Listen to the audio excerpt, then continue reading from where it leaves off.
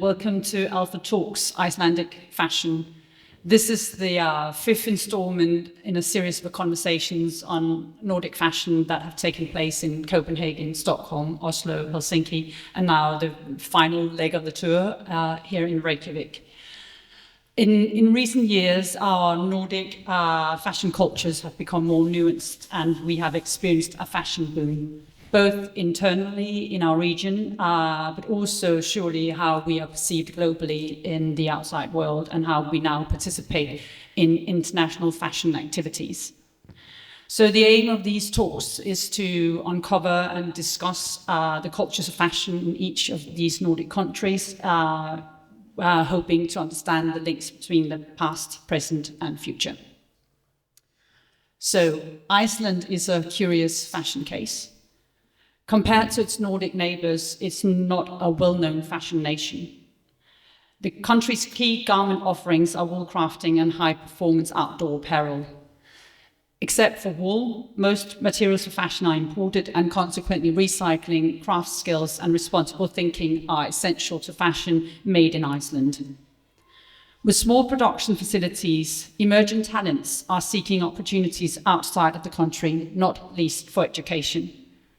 Yet, a burgeoning, forward-thinking community of retailers, experimental fashion creatives, and affluent and fashionable consumers thrives.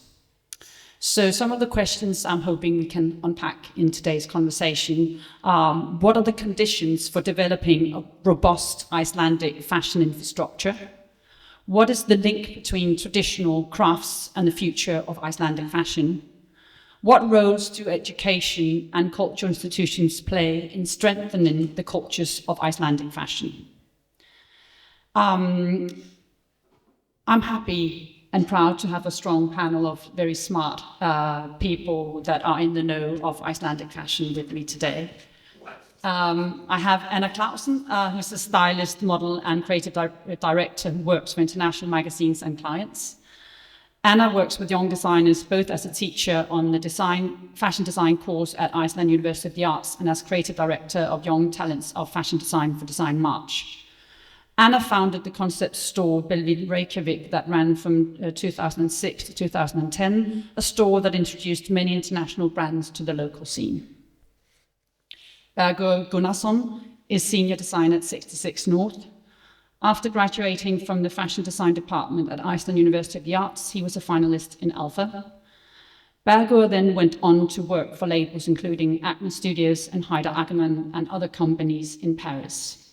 Bergur is now directing collaborations and special projects at 66 North, which includes a collab with Charlie Constantino and making the archive come alive.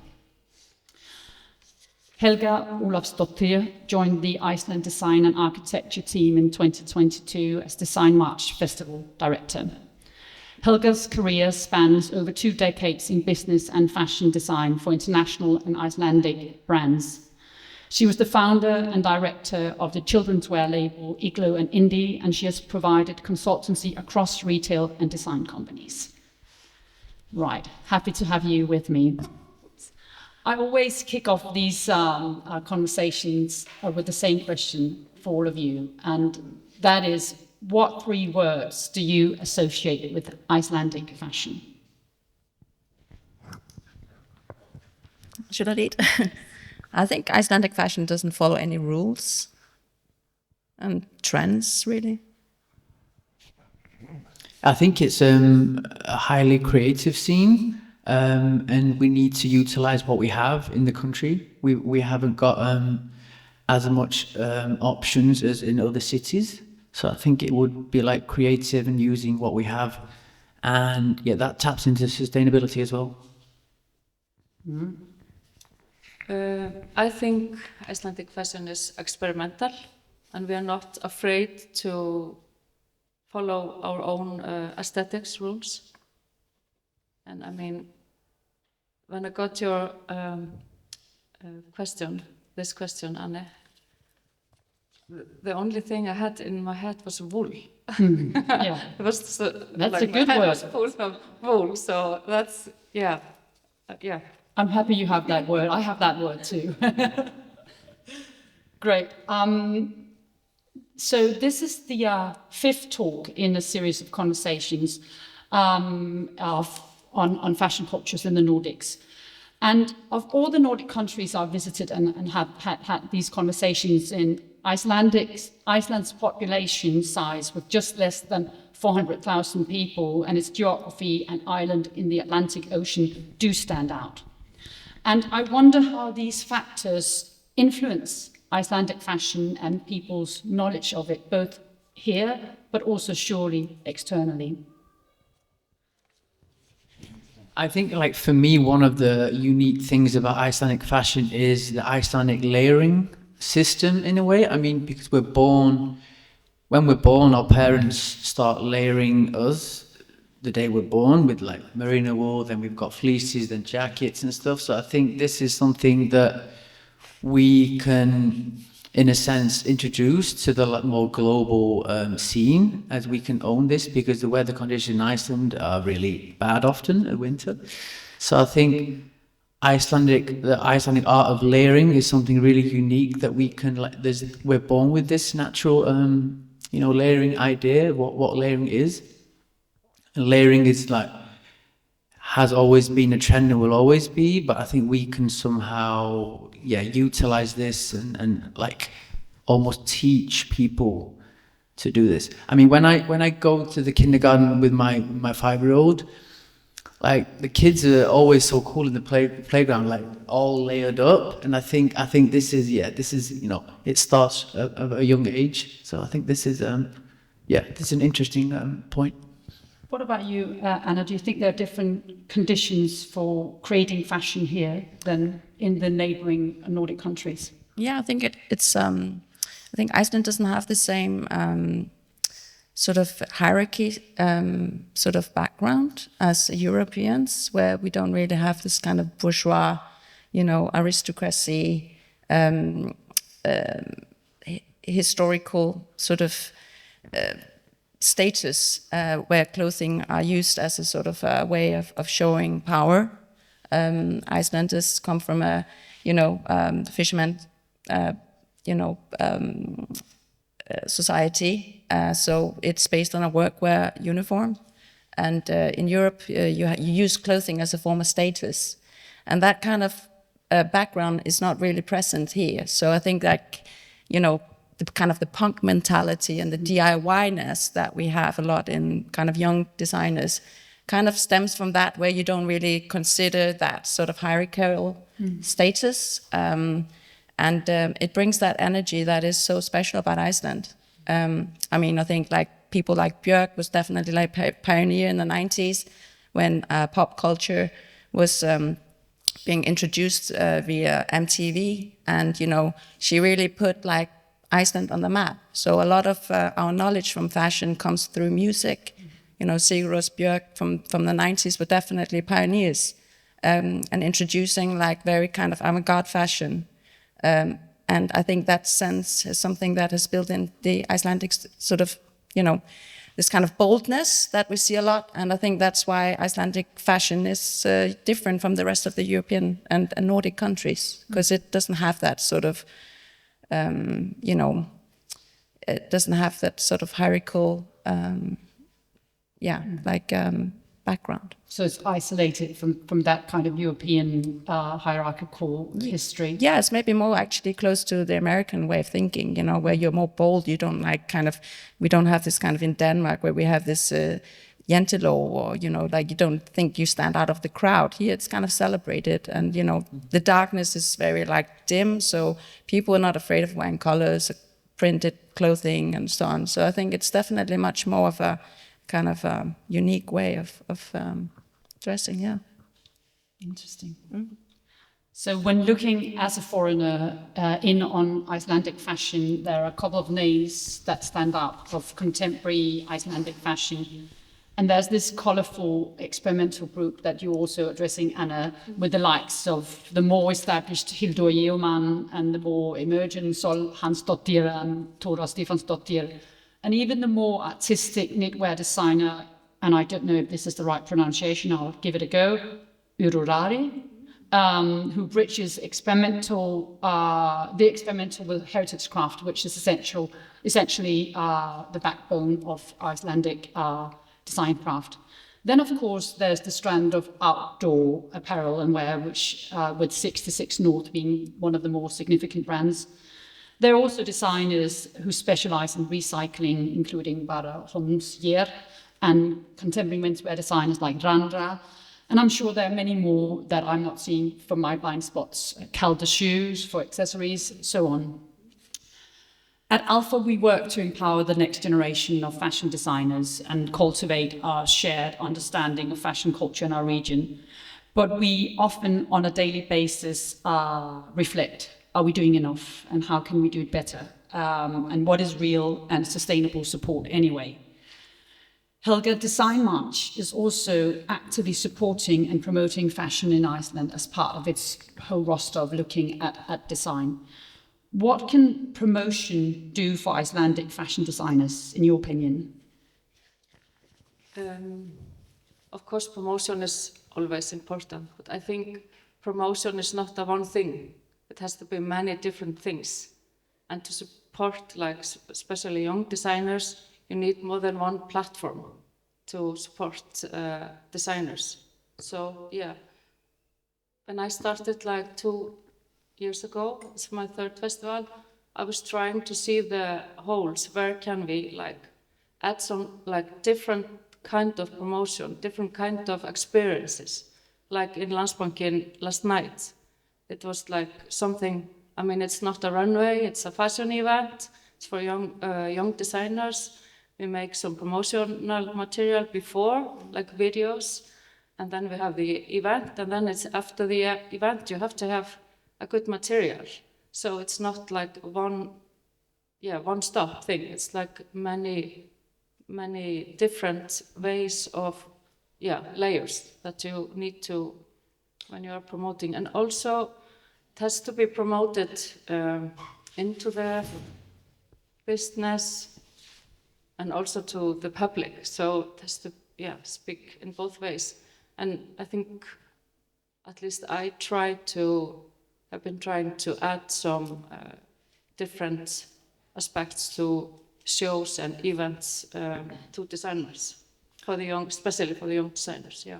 I guess what I'm also thinking about, how can all this wonderful work, be translated into something more substantial? How can this down the road lead to jobs, careers, all of that? And that's such a tricky question. I know I'm struggling with this on a daily basis. You need to have connections. You need to connect people. That's like one of the most important things. Not only fashion people or people that are interested in design, also financing people and sales and marketing and logistics. It's like, you need to have the whole chain. Yeah, the whole chain, yeah. So, Anna, you work a lot with emerging Icelandic fashion designers. Yeah. What characterizes this young generation? I guess, I was talking a little bit about it before. I think they're quite bold, and they don't really follow this fashion rules, that is sort of in Europe.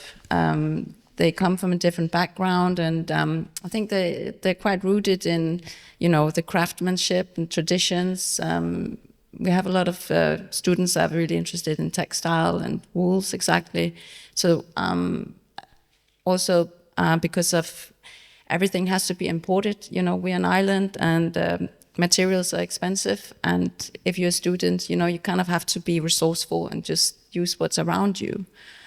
So I think a lot of people are quite good at using what's around them and sort of working with their hands, and that's something we also kind of try to, push forward in the school and the university for sure. That you have to, and as well the times we're living in, it is going in that direction anyway. So we were the first ones to do the second year course, which is a collaboration with the Red Cross, where we actually collaborate with the collecting material, where the students have to do like a three-piece collection out of upcycling and used material. And we did that 10 years ago when nobody was talking about sustainability or sort of recycling. And, you know, so I think like students are pretty good with their hands and working in the fingers. And Bergur, you were, I don't know, once an immersion designer, if I can put it that way, and now you have returned to Iceland to work for 66 North. In my opinion, the epitome of an Icelandic heritage brand, founded in 1926 to keep the Icelandic fishermen protected against the fast-changing weather, as you were talking about before. And it has since developed into becoming a global brand. But it still has production and some repair facilities here in Iceland. So Iceland is so ingrained in the brand. How, in your opinion, does 66 balance the local Icelandic with the global? So I think, so first of all, over 95% of households in Iceland, we have at least one 66 garment, which is pretty unique. I think this comes with 99 years of trust between the brand and people in the nation. I mean, back then when it was founded, people needed protective clothing. It's a very dramatic story, but we were losing a lot of people out of sea. 1926, so Hans Christiansson decided to make durable protective clothing to grow the nation in a way. It's very dramatic. So, I mean, we're in this global expansion now, and I think one of the main things that we are doing is just telling authentic stories. It's not just a brand that was founded because someone thought it was cool. It's something that we needed. So I think authenticity is getting more and more difficult to find these days, and I think true, real stories of people is something that, we, in the storytelling, in the marketing, is something that we are always trying to do to, balance this kind of local, global, play. How does fashion come into the picture at 66? So I would never call 66 a fashion brand, because if it was a fashion brand, I don't think 95% of households would have a garment in them. But my personal goal when I started 5 years ago at the brand is to try to bring a fashion element into the brand, but not keep the waterproofness, the windproof garments, and keeping it constructed so it protects you from the elements, but making it visually interesting to the consumer, so it possibly stands out to the other outerwear brands. So, what could other Icelandic brands learn from 66? You mentioned authenticity. That's not something that comes easy. That's something you build over time, right? And this has been built for almost 100 years. Next year it will be 100 years. So what could other Icelandic brands learn from the journey of 66? That's a great question. I think believing in what you're making is really important, and being proud of what you do, proud of what you make. And I think also just slow fashion, making something that works and that will last you more than 2 years. We get in garments that are 4 years old at our repair service, and it's in mint condition, but maybe the zip has gone. So we just change the zip for the person, and then it's. So I think making durable, quality clothing, I think that is something that will always be That never goes out of fashion. Yeah. So Helga, we are now at the wool point now. So we need to talk about Icelandic wool, obviously, because it's a great natural material. And I've also learned that what makes Icelandic wool so special, that it contains 2 fibers, the inner and outer fibers, that they are not separated. And obviously we have the lupa paisa, I don't know if that's how you pronounce it, sweater, which is this symbol of traditional Icelandic design. It's an emblem of resilience. against the climate and the weather, but it also speaks to the fact that knitting has been crucial to the livelihood up here in the local community. And we still have, or you still have, many knitters and knitting artisans here. How do you see this wonderful material, wool and knitting, becoming a part of the future of Icelandic fashion? Sometimes it's a matter of timing, I think. I think now and the next years, wool is very crucial for us, and we should put an effort, more effort on making that material like more valuable for our brands, especially. But and I mean, we are pretty sustainable here in Iceland, and we have always been sustainable. So for us, sustainability is not like you don't have to mention it. Kind of, we are pretty much both in food and many other things. But wool, yeah, I think it's a moment now. Wool is very trendy, if I can use that word, now globally. And people appreciate materials like wool, but maybe we need to find a way to use it. I don't know. It's I don't know how to describe this, because it's we don't have an industry here to support that. I think we don't have many factories. It's very hard to have like soft, nice wool. And we sometimes have to ship it abroad to make products and ship them back here to sell them. So it's like it's different problems. I think we need to. It's the infrastructure of the production that needs to be like supported, and you know, we need to build that up before we can actually have a proper wool production that is. You know, of the quality that everybody is seeking, because Icelandic wool is quite coarse. Yes. And, you know, I think like to have a, you know, successful product, you know, you need to talk to the suppliers. The farmers need to know how to source the wools in A flock, B flock, and C flock. They need to treat it better. And, you know, it needs to be taken care of, you know, so the quality will be better. But you clearly have that history with it, and I guess where I'm going is that what would it take for a wool company to be the 66 of Iceland, or even in a more fashion-forward thinking context? I'm thinking about Pilling's Japanese brand that was part of the LVMH prize. Woolmark Company just had their Duran Landnig, Dutch designer, won with his wonderful wool production. We need fashion sheep. we need fashion sheep. We need like a 66 to you know, to make a farm just with sheep that are like high end. That the know-how is already here. You have so many fantastic, knowledgeable people, and is it an infrastructure? But it's a broader conversation. I think we need the politics, like you said. We need the farmers. We need many boxes to tick in so we can do it. But we have, for sure, few brands that are using Icelandic wools, like Farmers Market.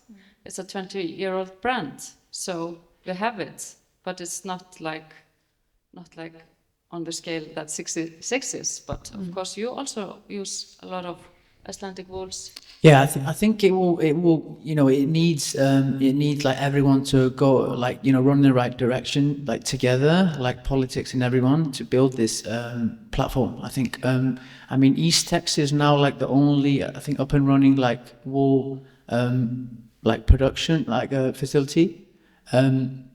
It's an amazing place to visit. I highly recommend people to go and visit that. But it's also a bit sad because it's the only one left. And I mean, you know, what happens if that doesn't, you know, disappears? So I think it's a wider kind of, you know, problem. And I mean, there was like 2,000 people, you know, like working with the wool industry like 100 years ago. Olafsdottir was producing carpets and, you know, full on, you know, collections. Yeah. And it was international successful. And those factories are like, just down now. So I mean, Iceland, they can do it, Because of labor has been outsourced to cheaper Labor, countries. yeah. But I think maybe now we're at a good time because Trump has put the tariffs on all the third world countries that are producing everything. So we have to think local now, So it's a good time for local produce to actually invest now in production and support local designers, support local brands, because we need to take it back. We need to make wool, a proud product again, and something that Iceland can make as an export good. But also need the Ministry of Industry to put money into fashion here, because we don't have a fashion week. We don't have a proper platform for young designers to go abroad. It's very expensive, so we need people here. Good points. But there is a lot of buying power I see here in Iceland, and people do spend money on kind of lavish outfits and making people in Reykjavik seem pretty well versed in fashion. Helga and Anna, sorry, that was a nice combination. Helga and Anna, both of you have had stores here in Reykjavik, and I wonder what role do these stores play in creating a sense of fashion community here and even educating people on fashion? It's a very important window to have a store. Yeah, it is. I think when I had my brand, I had at some point 3 stores and a web store. So yeah, it's very important to have stores. I think, yeah, it's also because people, when you have a Icelandic brand, we are very proud of our brands, the few brands that we have, and we really like to, or that we know that's important to buy products, Icelandic products, and I think Icelandic people are very aware of it, especially after the bank crash, when the country was closed, people were not traveling, and then in COVID again. So it's it's a good important to have your own store, I think, and it's to have a local brand and to have a global brand. For us, it's so expensive because we are in Iceland. It's not the same as, have a Danish brand and then you can sell easily to Germany and Sweden and Norway. We can't do it here. So we need a good buying power of our own people with our own brands. So a store is important, yes. Yeah, it's very important. When I had a store, we were really more of a sort of educating people in, conceptual fashion, and it was culture, and it was a lot of things. And, you kind of have to, it's not just selling a piece of item, you have to sell the whole story and the quality and, make people kind of understand the quality and sort of the story behind. So it's very important that you meet people in person. And Bergur, you were a client back in the days. I bought all those cool the van collaboration. Oh yeah. But it's sort of it's really important that you build up your local community. And I think what retail can do is be a sort of a great introduction to a culture maybe you can see it on the internet or on the TV or you hear about it, but when you see it and feel the product, it's a total different story. And that you don't get on the screen. So when you can go and you can try on something and get that empowering feeling fashion can make you feel, then it's definitely, it's magic, and that's retailing for you. Yeah, I think it's also really important for us, as we're a really small community and a small industry, fashion industry in Iceland, that we have this sort of meeting place. And we have now, I think, 10 stores in Iceland, and we're trying to do events. Every time we can do an event, make an excuse of doing events, we do it, just meeting people in the industry. I think it's really important. And I think another point is that we need to somehow help each other's, brands and lift each other up, because everyone is doing different things. And I think we need to stand together, and having a retail space offers that people can come together and talk. And It's like the community feeling. It's really, you feel like, you want to connect with like-minded people and share, excitement and that feeling. It's really important. And I mean... Yeah, I also feel that we are more proud now than maybe 10 years ago or 20 years ago of our own product, our own design. So I think also, that's part of it. Mm-hmm. And like giving gifts is like always your first thought to buy something Icelandic. It's like, I bought way too much, so already. We need to talk about education, obviously, because that's usually the first step on the journey towards fashion in one sense or another. And Bergur, you received your degree at Iceland University of the Arts, and obviously you can't speak on behalf of the institution, so I'm asking sort of from your perspective, what sets the university apart, in your opinion, from other Nordic fashion schools? I mean, I think like the classes are a lot smaller than like other schools, which is a positive and good thing, because then the competition is not so big, and also I think people just help each other. I felt that actually in my class that we were all like, we became really a good group of friends. I think also, again, to the point that we need to utilize what we have in Iceland. We were draping from bed sheets, which was really fun, and we can't go and buy, fabrics. I don't know how many fabrics that we have now. It's not a lot, but I think it's just how compact it is and how personal it is. I think that is pretty unique for like a school. It's small and local, and which is a good thing. But we need some sort of we're graduating maybe 5 to 10 people a year, maybe. I'm not sure now.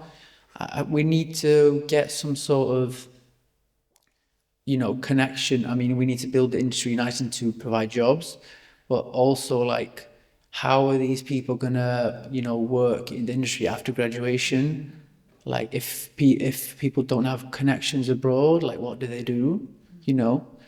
Do you feel that the school prepared you for the industry with an idea of a market and a production plan, and running your label, or do you feel that it was more a matter of training you in an artistic vein? Definitely not production. So I think the most important thing when you're in school is to let yourself be really, really creative, because when you start working, you need to also start to think about, well, in my position now, I need to think about sales numbers, which is very fun as well. But like in school, you should be highly, highly creative. But again, there needs to be some sort of balance between, like, when your first job, you're not going to be draping with bed sheets. I mean, that's, you're going to be doing something more, in the box, if you can say. So I think there needs to be some sort of balance between like what you're going to do after graduation, like how are you going to work at a brand, can you do illustrated drawings in the computer? I think it needs to be some sort of balance, but definitely the most important thing is to let the students be like really, really creative and get their ideas out. I think that's, the most important thing. Anna, you teach there. Would you say that there is a specific approach to education, fashion education at Iceland University of the Arts? Yeah, I mean, I think Bergur kind of nailed it. Like we are quite creative, sort of. It's maybe more about the creativity rather than the line sheets. To be honest with you, it's a BA as well, so it's rather short compared to other colleges. But I think we try to impose like that the students are creative and also just make the most out of the resources that are here, and exactly kind of work more with textile and sort of upcycling ideas. That's something we've been implementing for the past few years, at least I feel. But you touched upon it before, Bergur, this sort of, perhaps not disconnect, but how can the educational institutions be more connected to the local community of fashion? How can they actually put their stamp on it, and how can platforms develop so that there is this dialogue between education and the industry, if that's the right word to use? Yeah, I think it's also just a matter of like, you know, you hardly can apply for a job in Iceland. Like it's. I mean, we don't have a lot of big brands. It's just, you know, a brutal answer, honest answer. So yeah, it's a big, complicated, I think, you know, question. And again, like, we just need to get people and more money like into the scene to build, so people can, you know, run their own brands, produce in Iceland. I think it's like a wider kind of, it's a big discussion.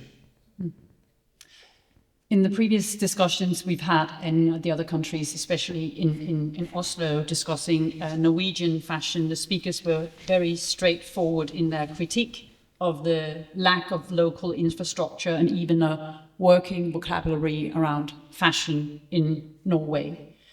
Our Danish conversation was somewhat different in that Fashion Week has put Copenhagen firmly on the international map. Finland provides very talented designers to top international fashion labels, and they enter into international competitions as well.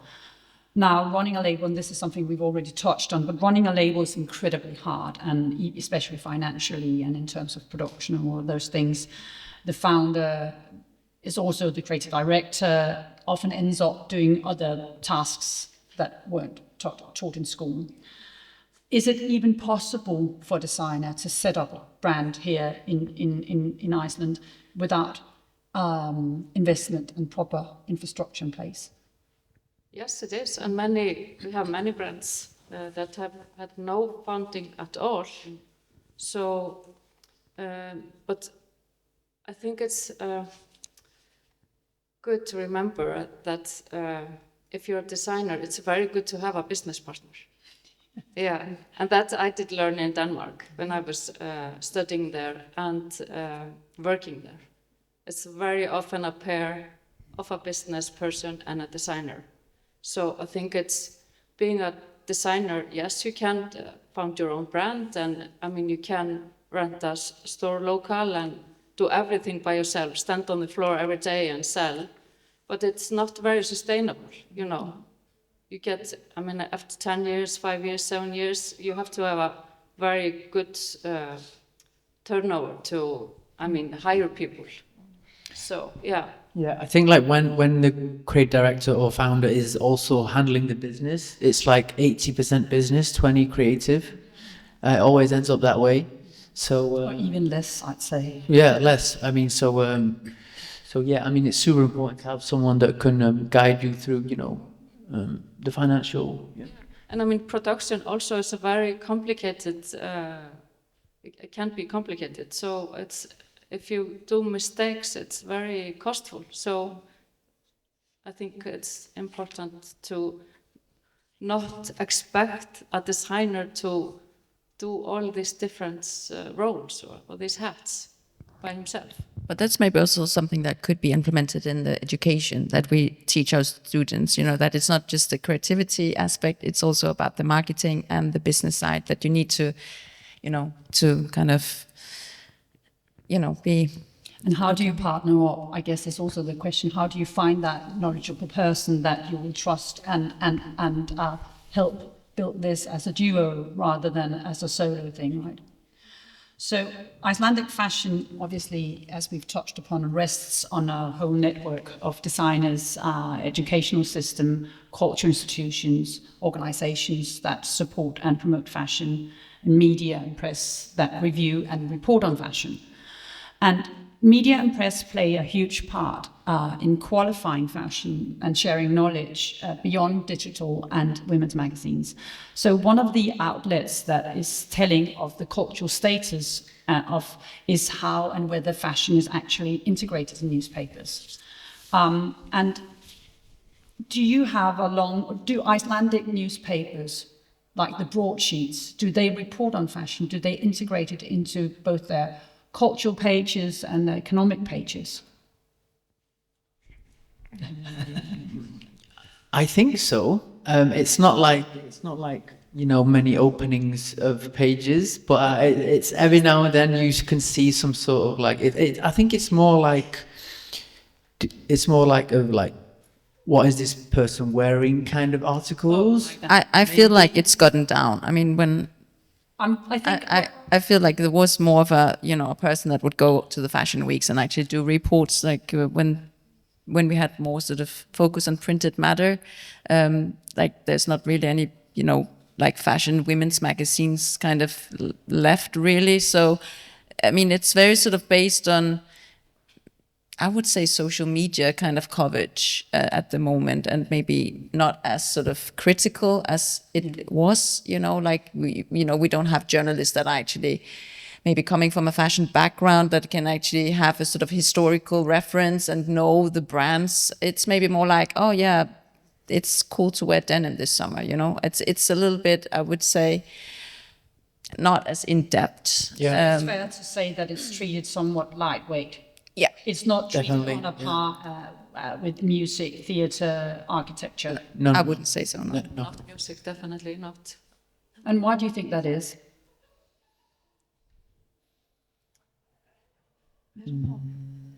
But I think the media is interested. You just need to feed them, and also you need a professional PR people to promote Icelandic fashion. It's not. I think that's also important. I think it comes down to budget as well, to be honest with you. Maybe like the press is just thinking, oh, if we have a journalist that will be on a full-on salary, it's just something that they don't consider is that important, because the industry here is maybe not, there's not enough money being invested in it. So, the people that are like paying the salaries are maybe not kind of putting focus on fashion, Yeah, and they know like the music articles will get more like people have maybe more they'll read them more. But I think people are really curious about Icelandic fashion, but it's a matter of like how do we integrate it? And how is it treated and by Yeah. I mean, in a similar vein, there is a textile museum here that focuses on wool craft and national costume, and we have short-term exhibitions in conjunction with Design March. But I wonder whether contemporary fashion is on display in any cultural institutions here. I can't help but notice that I'm not seeing a lot of fashion exhibitions in Icelandic museums of art and design. What are your thoughts sitting here at Reykjavik Art Museum? It's very divided. I think it's like it's art or design or this or that. So it's not. Yeah.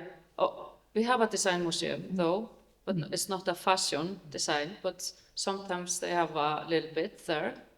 But the museums, I mean, I know them pretty well. All of the directors here, but it's because it's an art museum. We can't display design. But hopefully this will change, There was a big overview show of Steinunn Sigurðardóttir Kjaval maybe 10 years ago. Yeah. When she's one of sort of the the legends in Iceland, working at Calvin Klein and La Perla at the heyday. So I mean, she had a great show with some of her sort of stuff. But now this museum is full of fashion and design, so they do open the doors. Yeah. But I think it's a conversation that we need to follow up on. Yeah, definitely, and it's good to have you here too. It's a very important conversation. It's something that we at Alpha believe very strongly in, because having fashion in newspapers and in other and cultural institutions and museums is also a seal of approval of its cultural status, and it is also having a qualified conversation and discussion about how we use fashion as people, how we are linked through fashion. So I guess that leads me to the question, how would you say, I know this is a big question, but how would you say that fashion is viewed in Iceland? Is it valued as culture? Yes, I think so. I mean, we have 66 here. It's like 99 years old brand. I think, okay, you said it. It's not a fashion brand. But I do not agree in a way. But it's. But I think it's like everyone can look at it, you know, I mean, you know, some people can look at it as a fashion brand, some can. Icelandic Yeah. fashion. Yeah. 66. Yeah. So, like, I think definitely fashion is part of culture. I mean, I think definitely Björk is a great example. I mean, everybody knows Björk, you know, like, and she is sort of like our greatest ambassador, really, of fashion, you know, whether it's Icelandic or international. So yeah, I definitely think it's part of culture. So this is by no means a conclusion, but I'm just going to try to recap some of your words. What Icelandic fashion is, in your words, it doesn't follow international trends and rules. It's highly creative, and you are already utilizing the means that you have, but you should be better at utilizing it and being creative with what you have. It's experimental.